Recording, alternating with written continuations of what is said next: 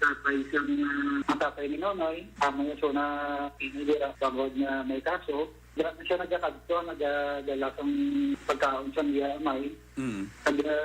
So, nagabilit-bulit siya panglinggo sa station. Until sa time na din munyo ko na lang, kinaiyo ko na lang siya para makabulig sa iya dinikanan, din sa mga utod na pwede ka na lang sa station magbulig, kami nga pa eskila sa imo. So, hindi lang magbahala sa mga gilastusan kay ang mga pulis di ang mapanot, ma-share sa alam mo pan or ng mga gilastuan, kami bala. So, din-encourage na siya natin na mag-proceed sa college kay siyempre gusto niya din na makatapos. Isang dito ko mag-graduate kasi sa high school, so din-encourage din siya na mag-proceed sa college. So, hindi may pang-duwa-duwa sa partner because naway sila isang pang-gastos. So, sorry ako muna ako mga personnel, sa bulig na sa mga personnel, nagilisugot man ang tanan na buligan siya nga maka-eskwela. So, man siya nga ginpa-enroll ko namon. Sabi na buligan, inatagaan sa pinalaman niya kung maayo siya or may mga project or mga kilalan sa eskwelahan. Handong giman ni Sir ni Nonoy Magbanwa nga mangin isa ka membro sang Philippine Coast Guard during siyang nag-eskwela pa lang sa high school. Nakamuno na siya sa imo? Actually, sarang pag-graduate ko lang sa high school, nag-mention na siya na gusto sa magsulod sa Armed Forces sa Philippine Army. Magtambal ko, mas maayo siguro matapuso man ang eskwela mo kay kung college graduate ka, tako ang chance mo ng makapangita sa mubra sa maka-cases na makamapilian. So, the time wala mo ito nasugot ang iyang nanay na masulod sa army. So, nag-courage mo na mag-eskwela para makagilig siya sa pilakadlaw siya nga binikarang gamotod. So, muna siya parang kami nga personnel before, nagbulig na para makaskila siya. So, siya gatulog sa station, nag-agbugba na siya ng limpyo na siya, mabulig na siya luto, then miskila, then pagkahapon or kung mabalik siya, minyaga. Kasaway sa klase sa station, the bulig. Then, kung weekend, makapulig na sila tulay kung wala siya, pangayo na siya sa assistant, kung wala sa sir, wala ko bigas, madala ko bugas sa balay. So, kung mapulig siya, mahapad naman na, or isang bugas na naging nadala, or pang sugaan, pala may dalawang sa sila balay. So, makita mo na mo ng kapisan ng bata at ang pagka-sincero, wala na siya na pabayaan sa mga pulis sa lubaan. Then sa narinig na po, in-endorse ko ginlabi ko sa hepe na bulusapon nga buligan ng bata kay Dako nandun sila. So, mga narinig na po padayon ng pagbulig sa mga kapulisyan sa lubaan sa kay Nonoy. And are you personally surprised, Major, nga nakitanay ka mo, nagbisita sa simo personal, kag how do you feel nga amo na nasubo ang status ni Ricky Magbanwa alias Nonoy, Major? Isa kahapon, nagbigay pa sa sakon. Actually, wala ito kabalo nga makadto siya. So, surprise ko kay si Aga pa siya nagkadto. Ako sa part ko, happy ko na lipay ko nga nalabot ang handon niya kay sa pag-isra na naman kapon sa makadali lang ang pag-isra naman because nga tama mo pa siyang ginasikaso kapon. Lipay ko pag, siyempre, pagaya ng pag-advise na hindi magbago, pagayon lang ang pag-imo sa mayo at maging marami pagit ang pag-ubra para maglikaw sa bisyo. Marang buwang siya na trabaho lang dito. So, kapon, pag-bisita nag-take selfie sa kapon. So, wala lang po ka-pilapamon na after sila ka oras, na may nanawag kay mag-post siya sa yung account. Nagpagya ko mirabi ang pag-appreciate sa nabaan 20 sa bulig namon siya na nalabot yan doon. So, na-feel ko man, sa gantong sinceridad niya, kaya pamilya na pagpasalamat ko lang na nalabot yan doon, damod ko sa amon. So, ako, happy ko kag-proud na ang mga sasubong sa pamilya farm, may ubra na siya, siyempre may sweldo na. And sa pagbisita si mo, sir, hindi isa naka-uniform Coast Guard? Naka-civilian na, sir. Naka-civilian siya pagkadto sa station. Malalag mo lang itong puro pagpuli yan. In-post siya sa account yan. So, damo siyang nakakita. Kaya, siyempre, ang mga kontaklas na hold na ilikagon,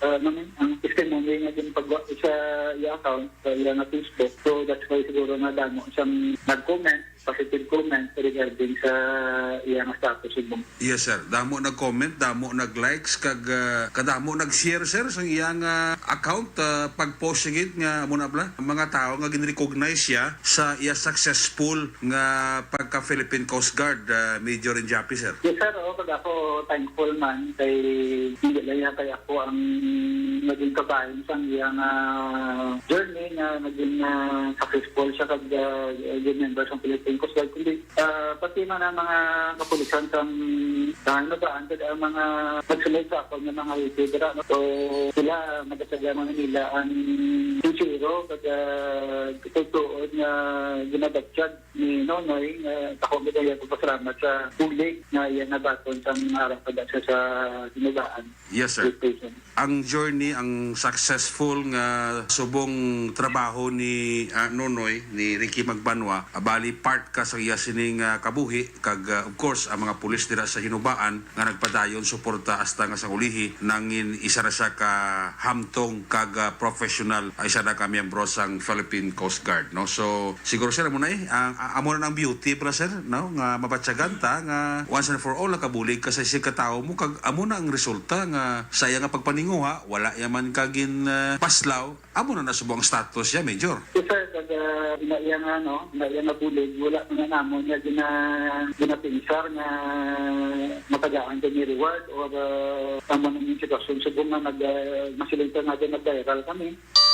Tungkol sa yarin podcast, ang tama niya, alam mo kami po so ng pagbulig namon. Kaya, kung tinuto man ang ilang tanalan, kung sa amon nga suporta, wala na kami nagpamaligad para naman ang kapulisan na willing na magbulig. So, congratulations sa imo Major Injapi, congratulations sa tanan nga kwerpo sang Hinubaan Police Station, and congratulations kay Toto Ricky Magbanwa alias Nonoy. Now, let's go to work sa imo dira bagong assignment, Major. Kamusta ang pag-abi-abi dira sa imo sang Pumuluyo? I mean, sang mga municipal official dira sa Banwa sa Kawayan, Major? Nag-assume kita na-report kita sa station January 9. So, actually, wala pa medyo pa formally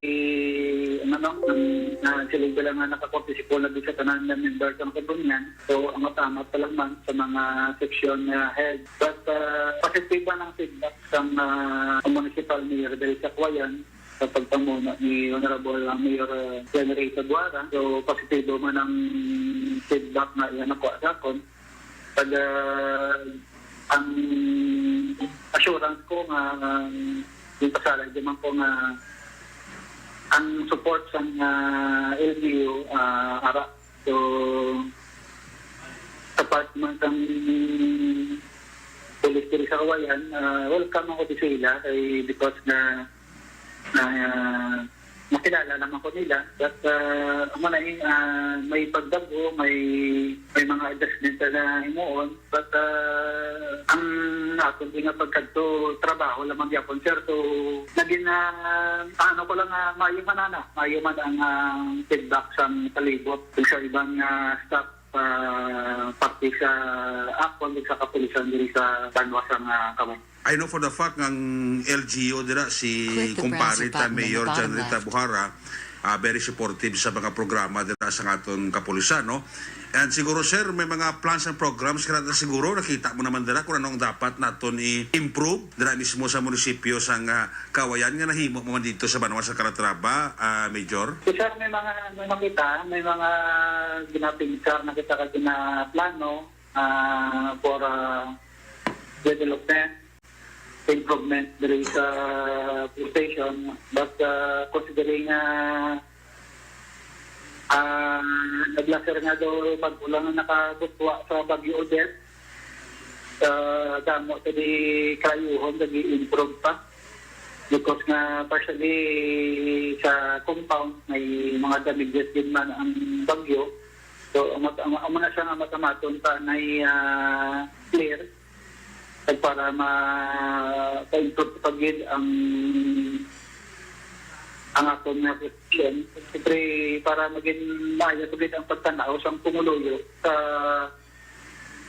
sa police station mismo, pag sa kabilugan na Kawayan Police Station personnel. I know for the fact, Major, nga sa pagpungko mo, daw damo ka siguro dira challenge nga dapat mo i-improve, no? Ipatuman dira.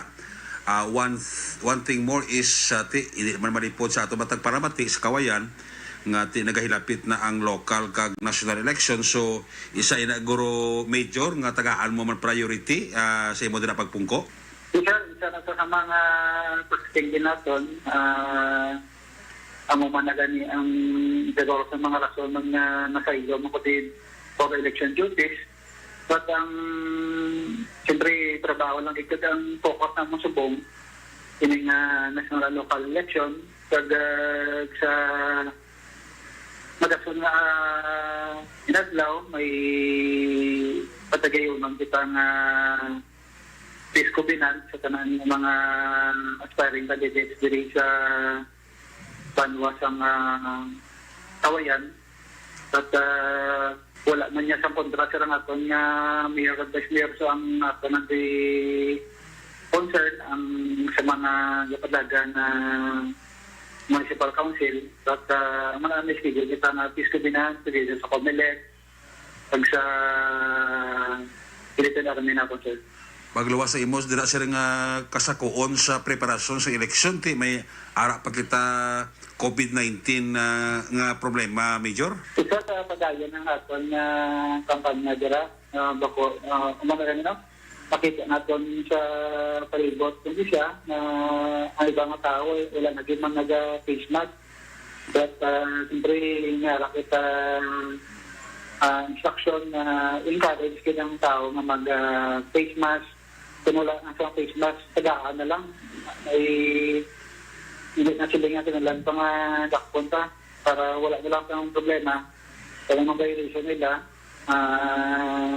kung wala face mask, tagaan na lang face mask. Then, encourage kita ang mga tao na mag-apon sa social distancing, mag-face mask, mag-panglingyo. Pag siyempre, ang encourage na po na mag-pagpapuna dito ang tanan. Ang Kawayan, sir, halos dira ang palangabuhian sa tao kung hindi pangisda, panguma.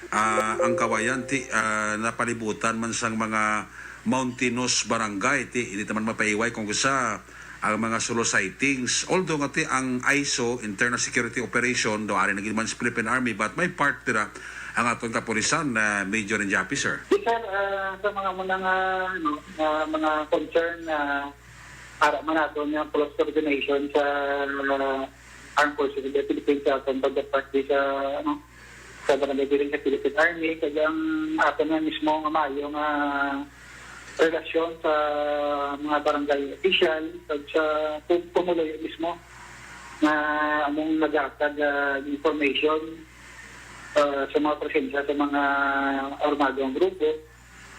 So, manang ato na dito nga gina-appeal permi na mag-biniligay kita, no? Timely nga pag-atag lang sa report para mabaligit na natin sa tsakto ang report na nakuha natin. Kasi ang pinakamay di sir ang manami na relasyon sa tanan nga pumuloy dito sa banwas ang Kawayan. Speaking of Kawayan Police Station, manpower, vehicle, office supply, etc. Daw hindi man na gurugid problema ang Kawayan, Major, ano?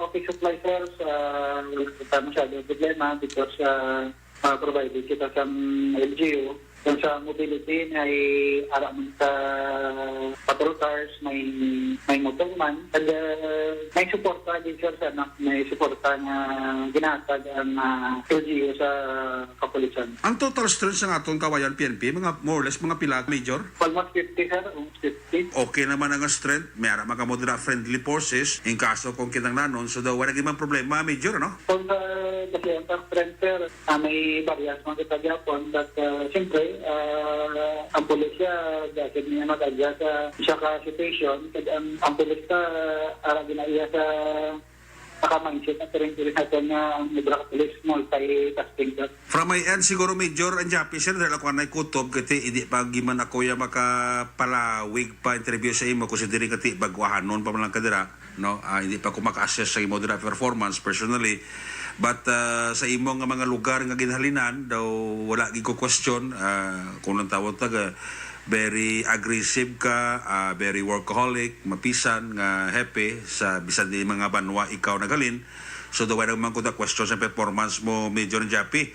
Unless and until nga may ara ka nga i-appeal, iayo sa mga kawayanon nga nagapamati karon nga apon sa itong program, anong imo gusto nga ipangabay sa ila, Major Japi? So, salamat sir sa imo na, no? Sa imo na program. Ako sa Gapo nag-apila sa tanan nga muluyo sa kawayan. Buligan yung inyong kapulisan, ang inyong army dito sa kawayan. Ato ni tanan trabaho ang peace and order situation, ang kalinyong katataway sa atog na banwa. Hindi din para sa pulis sa army, kundi parang sa tindanan. So, mag-ginag kita, mag-ginigay, kung sa maayong relasyon, pag-suporta sa isa kag-isa, kag-ahapon ng ginapangayos tanan, nagagad sang tsakto nga information about sa mga illegal activities, like especially in illegal drugs, kag mga wanted person nagatanado sa inyo barangay, sa inyo area, trigid nga magtabalo sa inyo kapulisan kay pag-aantay na isang nakagarigo na action sa pagtamod ang tanan ng mga problema nga ginapalapot sa inyo kapulisan. So, my part, mga ginagawa kad padayon lang itang binibigay at padayon na magsuporta sa kampanya sa atong kapulisan para sa katuwayan at kalinaman kining banwasan na kawayan. Ang Action Police Pulse, bagata Community Temporaryo, balik ini next Sunday, same time, same station. Upod sa aton nga mga technical partners sa Studio A, Broadcast Engineer Henry Spolgar, kag Broadcast Engineer Oliver Pason. Upod sa akong bisita, my good friend, very energetic, very workaholic, si Police Major Roberto Injapi, ang bagong hepe sang Kawayan Police Station. Ako naman si Action Eric Magbano, nagkasili salamat gid sa inyo papamati. Happy weekend, kita next Sunday. Mga kaaksyon, sa di ka magabayin sa Pinas, labuton ka sa kamabalita kang serbisyo, sama-sama tayo, Pilipino. Una sa balita, una sa aksyon, sa Bacolod, Aksyon Radio. Aksyon Radio!